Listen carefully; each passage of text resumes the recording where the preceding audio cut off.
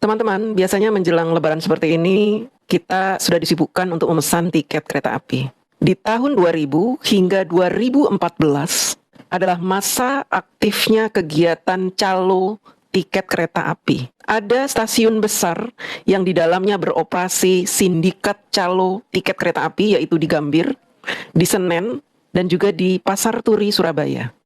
Teman-teman harus tahu sejarah ini, supaya teman-teman bisa bersyukur bahwa saat ini kita tidak lagi kesulitan untuk memesan tiket kereta api.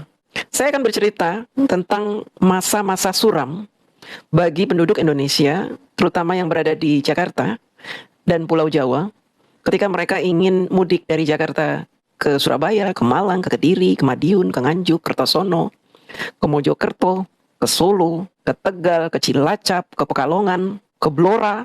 Jakarta menjadi pusat di mana orang-orang yang berada di luar Jakarta mencari nafkah. Sehingga menjelang Lebaran mereka akan berbondong-bondong mencari tiket atau mencari armada untuk mereka bisa pulang kampung. Hampir 70% warga Jakarta yang ingin mudik menggunakan sarana kereta api. Di tahun 2000 sampai tahun 2014, pemudik-pemudik yang menggunakan sarana kereta api merasakan bagaimana dia harus menghadapi berbagai masalah dan kesulitan-kesulitan. Karena kebutuhan untuk pulang kampung, sehingga kesulitan dan masalah yang dihadapi dibayar dengan sejumlah uang berlipat-lipat. Demi bisa bertemu keluarga, bertemu orang tua, bertemu istri, bertemu anak, bertemu kakek dan nenek di kampung. Mereka merelakan sebagian besar uangnya yang seharusnya bisa digunakan untuk hal lain, untuk sekedar membeli tiket kereta api. Saya masih sangat ingat, karena saya salah satu warga Jakarta yang setiap Lebaran dan Tahun Baru pulang kampung. Bagaimana saya menghadapi sulitnya mencari tiket kereta api. Saya bukan orang yang suka naik bis. Saya lebih suka naik kereta. Kalau naik kereta itu kita santai. Kita bisa menikmati perjalanan. Sepertinya nyaman-nyaman saja ya. Walaupun dulu itu kereta api kita itu seperti tidak memanusiakan manusia. Tetapi perjalanannya relatif lebih nyaman. Walaupun tidak ada AC-nya dan kita berjejal-jejalan, berdesak-desakan, tapi kok asik-asik aja kalau naik kereta ya. Bisa melihat pemandangan, lihat sawah, lihat hutan, empang. Itu yang membuat kita melupakan kenyamanan fasilitas kereta api pada saat itu. 14 tahun kita menikmati sarana kereta api yang sangat tidak manusiawi. Kalau di hari-hari biasa kita mungkin bisa duduk, bisa dapat tempat duduk. Tetapi tetap saja calo berkeliaran, terutama di hari Sabtu dan Minggu. Tetapi yang lebih menggila yaitu ketika menjelang Lebaran. Biasanya 2 minggu sebelum Lebaran kita akan kesulitan mencari tiket kereta api. Kenapa? Karena tiket kereta api diborong. Oleh siapa? Oleh mafia tiket kereta api. Jangan menganggap remeh calo-calo ini, teman-teman. Mereka ini terorganisir, rapih kerjanya. Jadi mereka sudah membagi-bagi tugas. Dari semua calo-calo yang ada di tiap-tiap stasiun, mereka sudah punya tugas masing-masing. Ada yang mengawasi polisi, ada yang tugas membeli tiket, ada yang kong kali kong dengan petugas penjual tiket, ada yang kong kali kong dengan polisi juga, ada yang bekerja sama dengan biro-biro travel, kemudian ada yang menjajakan tiket pada saat orang ngantri membeli tiket. Teman-teman bisa bayangkan, setiap menjelang Lebaran, ribuan orang mengantri membeli tiket di stasiun-stasiun 3 tadi itu. Di stasiun Gambir, stasiun Senen, stasiun Pasar Turi itu yang paling banyak calonya. Jadi tiket saat itu harganya untuk bisnis ya, harganya 6 kali lipat, teman-teman. Harga 50.000 bisa menjadi 300.000. Kenapa orang-orang terpaksa membeli tiket yang ditawarkan oleh calo? Karena mereka butuh. Perjalanannya sangat sulit ya kalau lewat jalan. Kita belum punya tol. Berbeda dengan sekarang bis banyak sekali dan nyaman-nyaman ya bisnya. Karena lewat tol toto nyampe. Apalagi kereta di zaman sekarang ini. Kelas eksekutif tahun 2000-an dengan kelas ekonomi sekarang itu jauh sekali. Lebih nyaman kelas ekonomi daripada kelas eksekutif di zaman dulu di tahun 2000 sampai 2014. Ketika Bapak SBY menjadi presiden, tidak ada perubahan yang berarti untuk mengatasi calo selain operasi besar-besaran menjelang Lebaran. Dan itu biasanya kucing-kucingan antara calo dengan polisi. Bahkan ada polisi yang bekerja sama dengan calo-calo itu. Dijual 2 sampai 6 kali lipat. Dan kita tawar-menawar di situ. Pak, boleh nggak segini? Kalau di saat lagi laku-lakunya ini tiket, dia akan tahan harganya sampai 6 kali lipat. Tapi kalau sudah mulai sedikit gitu ya, yang mau pulang kampung, dia lepas itu harga tiket 2 kali lipat. Memang jahat sekali calo-calo. Dan calo-calo ini berhasil diberantas di era Bapak Jokowi.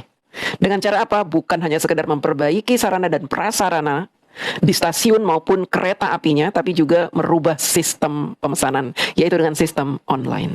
Di era Bapak Jokowi, perbaikan-perbaikan yang dilakukan di sarana yang ada di stasiun maupun sarana-sarana yang ada di dalam gerbong kereta ini sangat luar biasa. Selain itu, Bapak Jokowi juga memperbaiki sistemnya sehingga kita dilindungi dari kejahatan calo.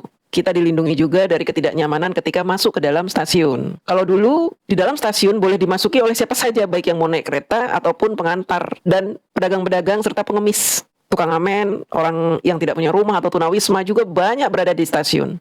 Mereka bisa tidur, buang air sembarangan, sehingga stasiun itu sangat kumuh dan berbau. Sekarang, stasiun-stasiun yang ada di Pulau Jawa terkenal sangat bersih dan yang tidak berkepentingan tidak bisa masuk ke dalam stasiun. Kalau untuk Jabodetabek atau komuter lain gitu ya, antar kota itu kita harus punya tiket elektronik ya atau e-money. Kalau nggak punya itu kita nggak boleh masuk. Pengantar hanya bisa mengantarkan sampai luar. Ya, sampai luar gate elektronik itu. Memesan tiket pun gampang. Di rumah kita sudah bisa pesan, nggak usah ngantri-ngantri. Harganya juga tetap tidak ada kenaikan. Nggak dikerjain oleh calo-calo. Nyaman. Itulah perbedaan pemikiran seorang Joko Widodo dengan seorang Jenderal SBY. Bapak Jokowi ini adalah orang yang jatuh bangun dalam usahanya. Sehingga beliau berani mengambil risiko-risiko ketika memperbaiki Indonesia. Berbeda dengan Bapak SBY yang seorang jenderal, pemikirannya terbatas. Banyak keraguan-raguan karena pengalamannya sangat sedikit dalam hal mengelola sebuah perusahaan. Belum pernah merasakan jatuh bangunnya mengelola perusahaan dan karyawan. Kalau Pak Jokowi sudah berpengalaman, sehingga beliau tahu risiko-risiko yang akan dihadapi, bagaimana menjalankan atau memperbaiki sesuatu sesuai dengan pengalamannya. Beliau tahu, beliau berani menghadapi risiko, beliau berani menghadapi tantangan-tantangan. Apalagi beliau merasa bahwa ini adalah amanah dan beliau harus menjadikan pemberi amanah nyaman dalam melakukan aktivitas sehari-hari. Kita merasakan banyak sekali perubahan-perubahan di era Pak Jokowi yang harus kita syukuri. Sama halnya dengan tol. Tol yang Pak Jokowi bangun mempermudah kita untuk sampai ke tujuan. Mempermudah kita untuk berjual beli. Mempermudah kita untuk bersilaturahmi. Dan ini harus disyukuri. Kalau orang-orang bilang, Jokowi begitu kan pakai uang kita, uang rakyat, pakai uang negara. Pak SBY juga begitu. Pakai uang negara, tapi dia nggak bisa apa-apa. Dia tidak bisa memberikan kenyamanan pada kita. Dia tidak bisa membuat perubahan-perubahan yang berarti yang kita rasakan. Pak Soeharto juga menggunakan uang kita, tapi dia tidak bisa membuat kita nyaman di era Bapak Soeharto. Kalau ada yang bilang enak zamanku toh, bullshit. Yang enak itu di era Bapak Jokowi. Karena kita merasakan perubahan dan perbedaan bumi dan langit. Pak Jokowi benar-benar merubah Indonesia. Pak Jokowi benar-benar membuat banyak orang bersyukur. Orang-orang yang menghina Pak Jokowi adalah orang-orang yang tidak bersyukur. Tidak tahu berterima kasih. Orang-orang yang kurang ajar. Di bulan suci Ramadan ini menjelang Lebaran, sebaiknya kita meningkatkan rasa syukur kita dengan berterima kasih kepada yang memberikan perubahan-perubahan dan kenikmatan-kenikmatan serta kenyamanan dalam kegiatan kita sehari-hari. Pak Jokowi membuat kita nyaman. Sekarang kita mau melakukan aktivitas kemanapun tidak perlu bawa kendaraan sendiri karena fasilitas sudah disiapkan. Armada-armada sudah disiapkan oleh Pak Jokowi. Baik armada darat, laut, maupun udara. Dan semuanya dibuat nyaman karena kita tidak perlu antri untuk membeli tiket. Cukup duduk di rumah, menunggu dalam beberapa menit, tiket sudah ada di tangan. Bentuknya elektronik. Ini adalah perubahan besar yang dilakukan oleh seorang Joko Widodo yang kalian tuduh plonga-plongo. Ternyata si plonga-plongo ini telah membuat kita hidup nyaman, lebih baik, lebih indah, dan tentunya membuat kita lebih bahagia dibanding tahun-tahun sebelumnya. Terima kasih. Dulu, setiap menjelang Idul Fitri, stasiun kereta selalu berubah menjadi lautan manusia. Semua orang ingin pulang kampung. Tidak peduli bagaimana caranya, yang penting bisa sampai rumah. Pada masa itu, naik kereta api saat mudik sering terasa seperti perjuangan. Orang-orang berdesakan di peron, berebut masuk ke gerbong. Tiket kadang tidak jelas jumlahnya. Begitu pintu kereta terbuka, penumpang langsung menyerbu masuk.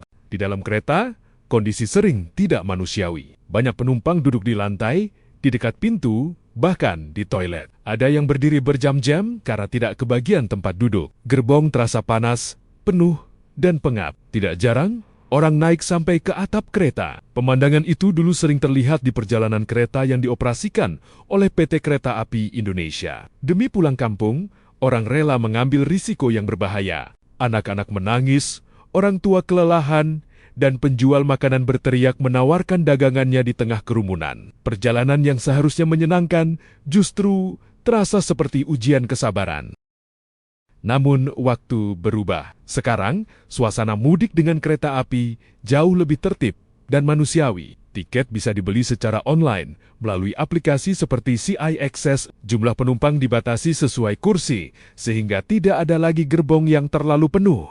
Di dalam kereta, penumpang bisa duduk dengan nyaman. Ada pendingin udara, kursi yang lebih empuk, dan perjalanan yang lebih teratur. Petugas juga memastikan tidak ada lagi orang yang naik ke atap kereta. Stasiun kini lebih rapi dan modern. Sistem antrean lebih jelas, informasi perjalanan tersedia di layar digital, dan keamanan jauh lebih baik. Mudik tetap menjadi momen haru perjalanan pulang untuk bertemu keluarga. Bedanya, sekarang perjalanan itu bisa dinikmati dengan lebih tenang dan nyaman. Dari kereta yang dulu penuh sesak dan tidak manusiawi, kini berubah menjadi perjalanan yang lebih layak bagi semua orang. Dan setiap kali kereta melaju menuju kampung halaman, selalu ada satu perasaan yang sama.